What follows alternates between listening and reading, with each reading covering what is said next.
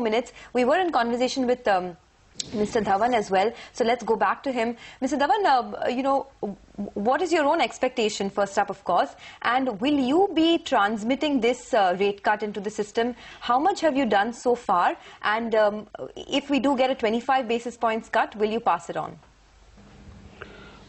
First of all, critically, I think the inflation rate in the economy has come down below 5%.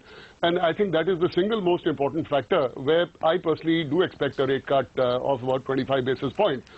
But going forward, growth is looking slightly better. Current account is stable. The fiscal deficit is under control.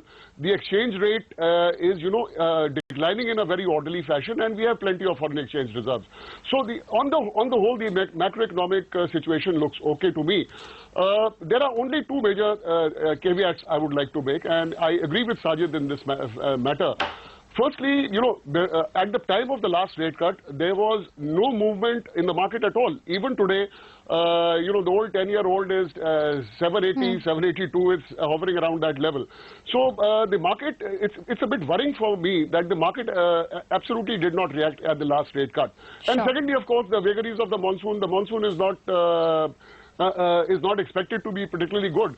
So my sense is that the RBI may wait for the data to come before deciding on a future course of action. As regards the transmission of the rates, last month Bank of Baroda reduced base rates by 25 basis points. I think we would like to pause for some time before we make up our minds. We'd like to see which way the market goes. Okay, fair enough. Abhik, what is your sense? Do you think that there's a possibility of a 50 basis points?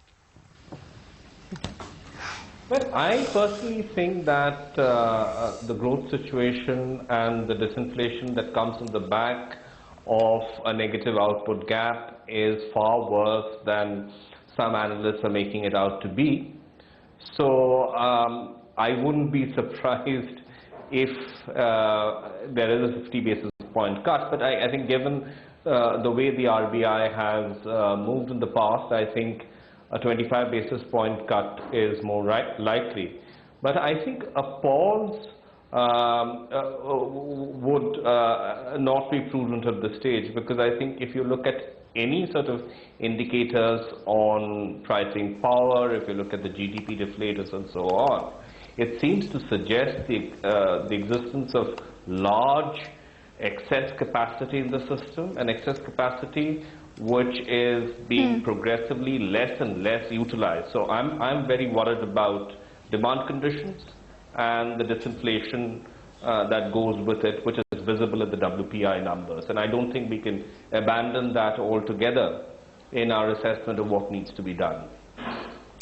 Okay, so we just have about a minute more to go. So let's try and do a short poll. I know what the market is expecting. It is a 25 basis points rate cut. But Sajid, let me come to you first. What's your gut telling you? It'll be a 25 basis points cut today? I think so, but I think it's a very close call. I won't be surprised if it goes either way, but I think 25 is what we'll go with for now. Okay, Sonal, what about you? Cut. I'm sorry, I didn't... 25 basis points cut is what you said? Okay. 25 basis point cut, yes. All right. Abhik? 25, and I would be very seriously disappointed if it doesn't happen. Okay, so three of them going with 25. Yes. Anant, what about you? You spoke about the yields, but what do you expect personally today? Or rather the Stancy view? 25 basis points rate cut with some action on the SLR as well, and we are hoping on the side quietly for a 50 basis points rate cut.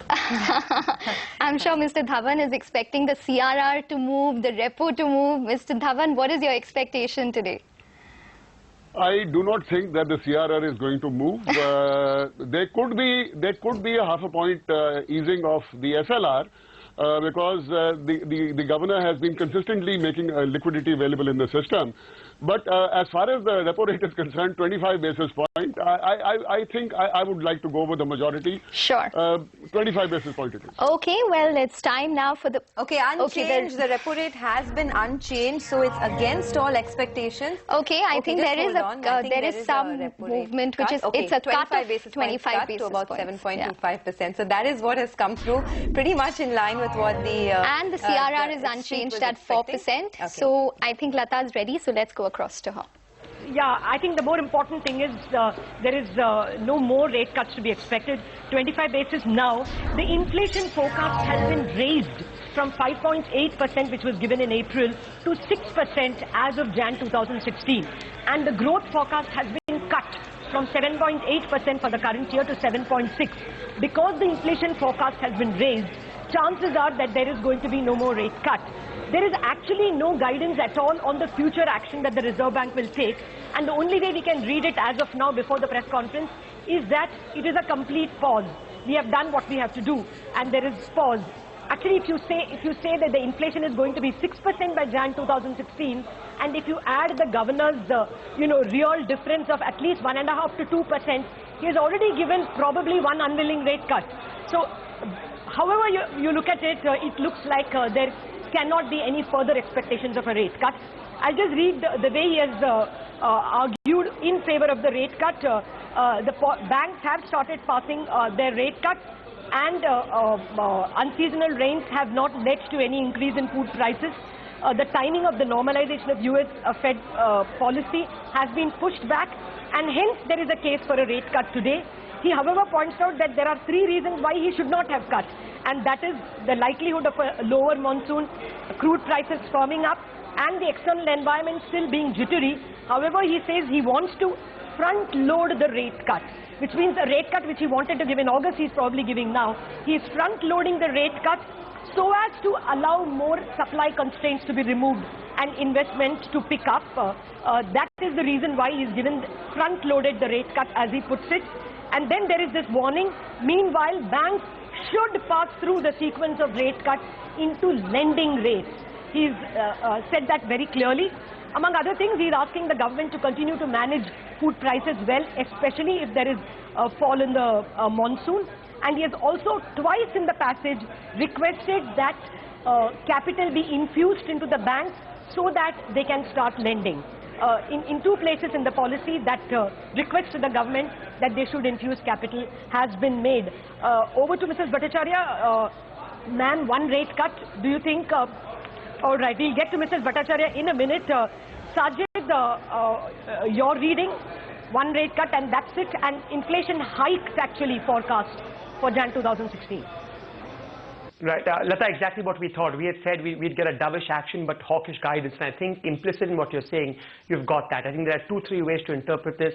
The fact that the governor is saying he's front-loaded it means let's not hold out the hope for any more rate cuts in the near future. The fact that we're at 6% inflation forecast for next year is a clear message that there's no more scope for easing, unless one gets a significant growth disappointment over the next 2 quarters, and on the back of that, and assuming there's a normal monsoon, on the back of that, you get significant and sustained inflation prints which are below the RBI's current forecast. So I think there are lots of ands in that statement that need to be fulfilled if you have to consider the possibility of another rate cut.